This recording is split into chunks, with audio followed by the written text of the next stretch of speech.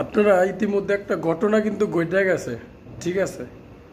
একটা বিশাল বড় ঘটনা ঘটে গেছে ইতিমধ্যে। আপনারা শুনছেন কিনা আমি জানি না। পাকিস্তান সফর শেষ করে তারা ভারতে গেছে টেস্ট খেলার জন্য, এবং সামনে আরও T20 ওয়ানডে খেলা আছে, ঠিক আছে? তো ইতিমধ্যে কিন্তু একটা টেস্ট ভারত জিততে গেছে বা বাংলাদেশ হাইরা গেছে, ঠিক আছে, প্রথম যে টেস্টটা হয়েছিল। তো আরও সামনে আরও নেক্সট একটা টেস্ট আছে আর কি, দুইটা টেস্ট সিরিজ, একটা ভারত জিতছে আর একটা শুরু হবে কয়েকদিনের মধ্যে। এরই মধ্যে একটা বিশাল বড় ঘটনা ঘটে গেল ভাই। আজকে এই জন্য আর কি ভিডিওটা নিয়ে আসলাম, যে কি ঘটনাটা ঘটলো। সামনের যে টেস্ট আর কি, দ্বিতীয় টেস্টটা খেলার জন্য মাঠে ইতিমধ্যেই নামবে আর কি, কানপুর বলে আর কি, ওদিকের নাম কানপুর, একটা স্টেডিয়াম আছে, ওই স্টেডিয়ামে বাংলাদেশ টেস্ট খেলবে। তো কয়েকদিন বাকি, আর মাত্র 2-3 দিন হবে বাকি। এরই মধ্যে ভারতের জনগণরা, সাধারণ মানুষরা বাংলাদেশের এই ম্যাচটাকে তারা বন্ধ করতে চায়, বা বাংলাদেশকে আর খেলতে দিবে না তাদের দেশে, ঠিক আছে? আমার ভাই, আমার এই ভিডিওটা যদি ভারতের কোনো মানুষ দেখে থাকে, ঠিক আছে, তাদের উদ্দেশ্যে আজকে বলতে চাই যে আমাদের দেশ বাংলাদেশ যদি ক্রিকেট না খেলে, তাহলে ক্ষতিটা কি তোমাদের হবে নাকি আমাদের হবে? ঠিক আছে, মানে নিজেদের ক্ষতিটা যে তোমরা কেন, মানে নিজেরা হাইদা ডাইকে আনতে আসছো তোমরা, এই যে তোমাদের ক্ষতিটা বলো, এটা কেন করতেছে বলো? হ্যাঁ, তোমাদের মানে বেশি কি পাকনা গজাইছে? পাকনা? হ্যাঁ, তোমাদের মনের ভিতরে এতটুক পরিমাণ ইয়া নাই আর কি, হ্যাঁ, ভালো ব্যবহার আচরণ নাই, যে একটা রাজনীতির সাথে একটা ক্রিকেট টিমকে আমরা কিভাবে মিশাই?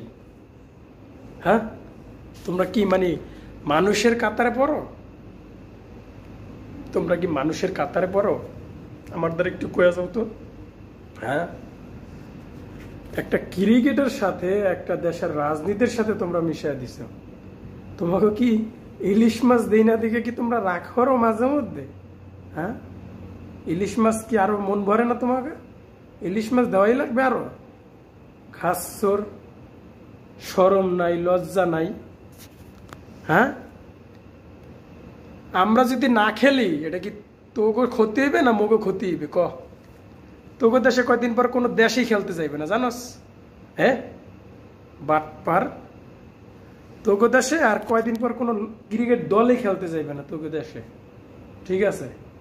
হাইদা বাসলো কান দেয়া, হাইদা বাসলো, আমাকে দেশ খেলতে না গেলে কি হয়েছে? বাংলাদেশ ক্রিকেট বোর্ডে যারা দায়িত্বরত আছেন বা খেলার নিয়ে কাজ করেন, তো তাদের আমি এই ভিডিওটার মাধ্যমে একটা কথা বলতে চাই। সেটা হচ্ছে যে আমি যখন এই নিউজটা দেখি খবরে, যমুনা টেলিভিশনে, বা একটা টেলিভিশন, আমি নামটা ভুলে গেছি কোন টেলিভিশনে, ওই টেলিভিশনের কমেন্টে, যে ভিডিওটার কমেন্টে আমি দেখতেছি যে অনেক ভাইরা, অনেক দর্শকরা বলতেছে যে ওইটা টেস্টটা বাদ দিয়া দেশে চলে আসুক ক্রিকেট টিম। তো আমি তাদের উদ্দেশ্য হয়ে, তাদের হয়ে আমি বলতে চাই, বাংলাদেশ ক্রিকেট বোর্ডের যারা দায়িত্ব রয়েছেন, যে আমার ভাইরা যাতে ওই টেস্টটা না খেলে চলে আসে, ওইভাবে তাদেরকে নিয়ে আসেন।